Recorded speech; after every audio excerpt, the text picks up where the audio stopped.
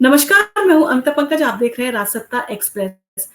राजसत्ता express के legal matter में आज बात करने जा रहे हैं अरविंद केजरीवाल के केस के बारे में। जैसा कि आपको पता है, अरविंद केजरीवाल ने सुप्रीम कोर्ट में एक याचिका फाइल की है, जिसमें उन्होंने अपनी इंटरिम बेल को एक्सटेंड कराने की मांग की है, जिसमें उन्होंने रिक्वेस्ट की है कि उनकी जो इंटरिम बेल है, उसे एक्सटेंड कर दिया जाए 9 जून तक के लिए। वैसे उन्हें 2 जून को जो है वो सरेंडर करना था अपना चुनाव प्रचार करने के बाद में। परंतु अरविंद केजरीवाल को सुप्रीम कोर्ट से कोई भी राहत नहीं मिली है और अंतरिम जमानत अवधि बढ़ाने की मांग पर तुरंत सुनवाई करने से सुप्रीम कोर्ट ने इनकार कर दिया है।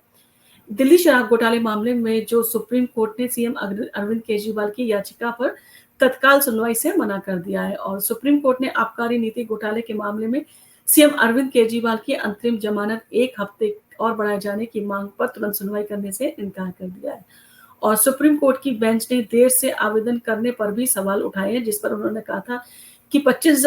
मई को उन्होंने जो है वो चेकअप करवाया था, जिसमें डॉक्टरों ने उन्हें कुछ जो थे टेस्ट सजेस्ट किए हैं, जो उन्हें करवाने हैं और उन्हें नहीं पता था कि दिक्कत है, क्योंकि जब वो जेल में थे तब उनका 7 किलो वजन कम हो गया था, जिसको लेकर उन्होंने अपना चेकअप कराया था और चेकअप में डॉक्टरों ने इस चीज़ की आशंका ज़ाहिर की कि उन्हें कोई गंभीर बीमारी हो सकती है, किडनी से रिलेटेड या उन्हें कैंसर भी हो सकता है। तो इस कारण उन्होंने 25 मई के बाद में जो था, वो एप्लीकेशन फाइल की है एक्सटेंड कराने के लिए अपनी बेल को। और कोर्ट ने इसमें बहुत सारे जो थे वो सवाल भी उठाए थे और कोर्ट ने कहा कि सुनवाई का अनुरोध चीफ जस्टिस से करें। उन्होंने कहा कि आपकी जो एप्लीकेशन है उसको सुना जाना है, नहीं सुना जाना है, उसे शॉर्टलिस्ट करना है और उसको कब सुना जाना है, इसका फैसला जो है वो चीफ जस्टिस यानी कि सीजेआई चंद्रचूड़ जो है वो करेंगे। और मुख्य केस सुनने वाली बेंच के एक सदस्य पिछले सप्ताह अवकाशकालीन बेंच में थे, तब आपने मांग नहीं रखी थी। उनका कहना था कि जो आपके जिन्होंने केस सुना था दिव्यांकर दत्ता, वो ऑलरेडी अवकाशकालीन बेंच में थे, तो उस समय आपको फाइल करना चाहिए था। आपकी जो मांग है वो सुनते, क्योंकि उन्होंने ऑलरेडी आपका केस भी सुना था। परंतु उन्होंने वही ग्राउंड दी कि मेडिकली डॉक्टर ने जब उन्हें सजेस्ट किया, तब वो इस तरह की एप्लीकेशन उन्होंने लगाई है। और अरविंद केजरीवाल ने कहा कि उन्हें गंभीर बीमारी है और उसका पेट सीटी स्कैन किया जाना है और सुप्रीम कोर्ट ने 10 मई को अरविंद केजरीवाल को जो है 1 जून तक के लिए अंतरिम बेल जो है अंतरिम जमानत जो है वो दी थी और उनसे कहा था कि 2 जून को वो है जब चुनाव प्रचार खत्म हो जाएगा, इलेक्शन खत्म हो जाएगा, तब वो आके सरेंडर कर देंगे। और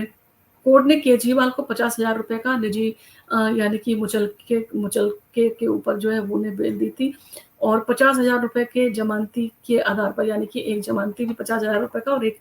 जो था उन्होंने 50,000 रुपए का जो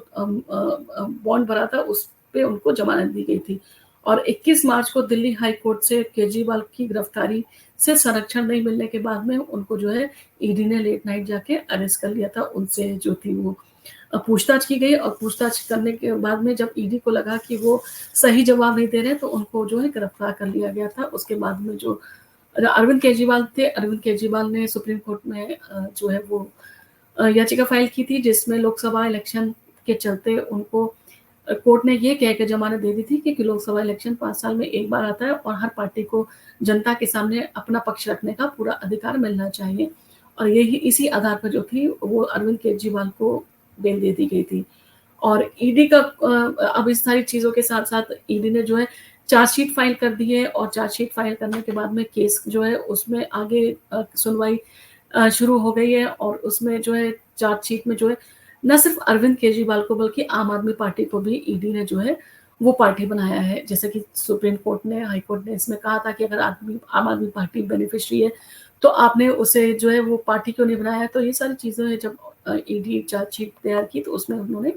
आम आदमी पार्टी को जो है आखिरकार इसमें पार्टी बना दिया है और अरविंद केजरीवाल को उन्होंने जो है उन्हें भी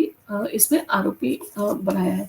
और ईडी का कोर्ट में जो है वो बहुत बड़ा उन्होंने दावा किया है, केजरीवाल और शराब घोटाले के आरोपी के बीच में सीधे मैसेज और सबूत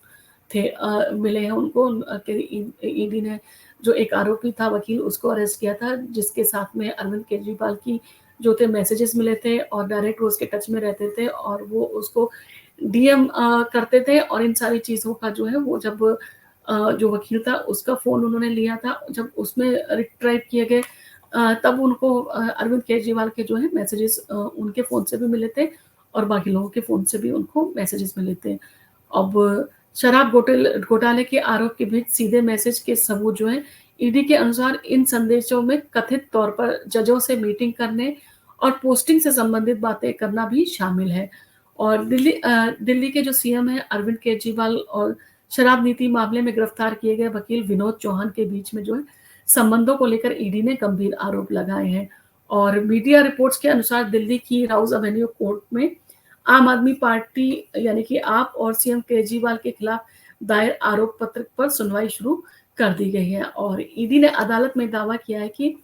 अरविंद केजरीवाल और आरोपी विनोद चौहान के बीच में डायरेक्ट मैसेजेस यानी कि डीएम के माध्यम से बातचीत हुई थी और इन संदेशों में कथित तौर पर जजों से मीटिंग करने और पोस्टिंग से संबंधित बातें शामिल है, यानी कि उनको किसी मैटर में जजों से मिलना होगा और किसी की पोस्टिंग करवाने के संबंध में उन्होंने उनको जो है बात करनी थी। और ईडी ने ये भी दावा किया है कि गोवा विधानसभा चुनाव में 2020 के दौरान आम आदमी पार्टी के चुनाव अभियान के लिए साउथ ग्रुप से जो है वो नगद रिश्वत ट्रांसफर करने के आरोप भी विनोद चौहान के ऊपर लगाए थे, जिसके तहत उनको गिरफ्तार कर लिया गया था। और ईडी के अनुसार विनोद चौहान ने 1.06 करोड़ रुपए की राशि जो है वो जब्त की गई है उनके पास से, जिसका स्रोत वह नहीं बता पाया कि आखिर उनके पास में ये पैसा कहाँ से आया, किस लिए उनके पास में पैसा था।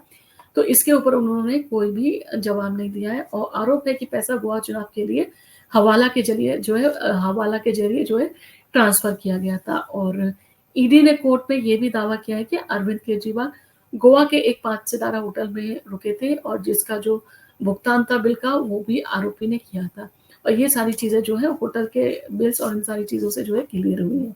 और ईडी ने ये भी बताया कि विनोद चौहान गोवा चुनाव के दौरान हवाला के जरिए उन्होंने 1.06 करोड़ रुपए जो है ट्रांसफर करने का आरोप है उनके ऊपर। और आरोप पत्र में ये भी उल्लेख किया गया है कि विनोद चौहान और केजरीवाल के बीच में जजों से बात करने के मामले में संवाद हुआ करता था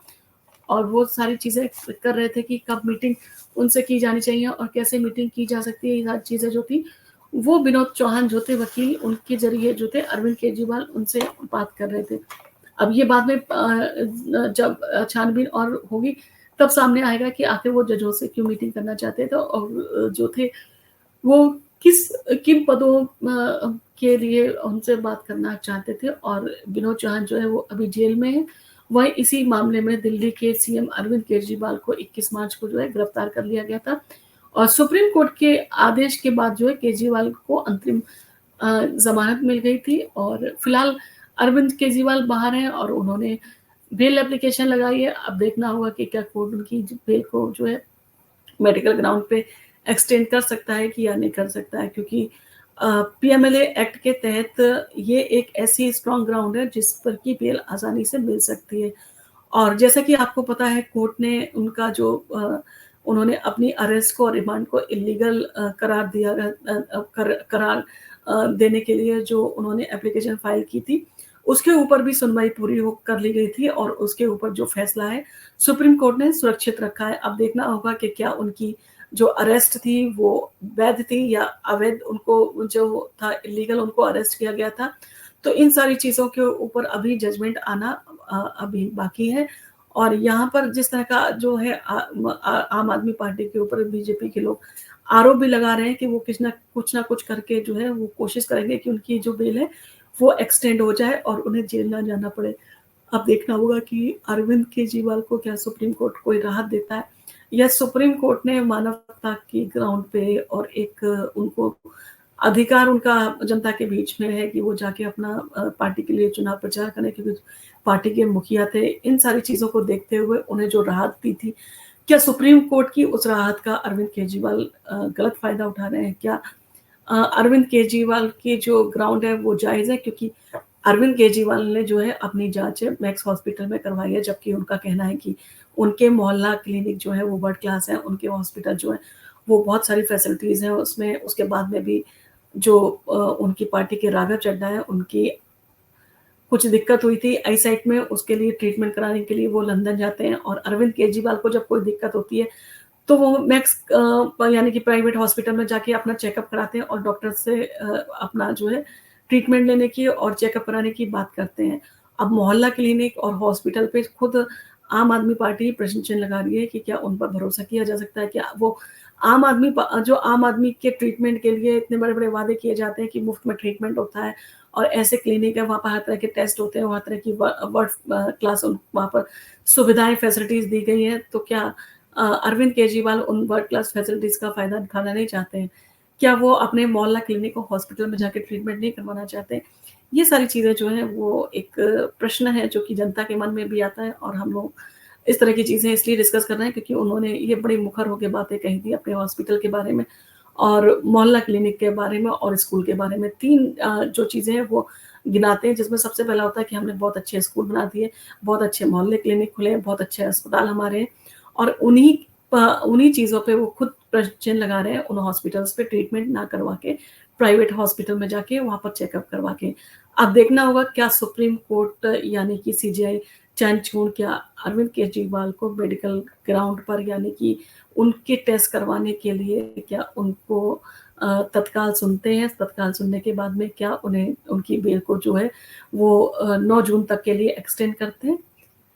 अ, आपको अगर हमारा वीडियो पसंद आया तो आप इसको लाइक कीजिए, शेयर कीजिए, सब्सक्राइब कीजिए। हम इसी तरह के वीडियोज़ आपके सामने लेके आते रहेंगे। धन्यवाद।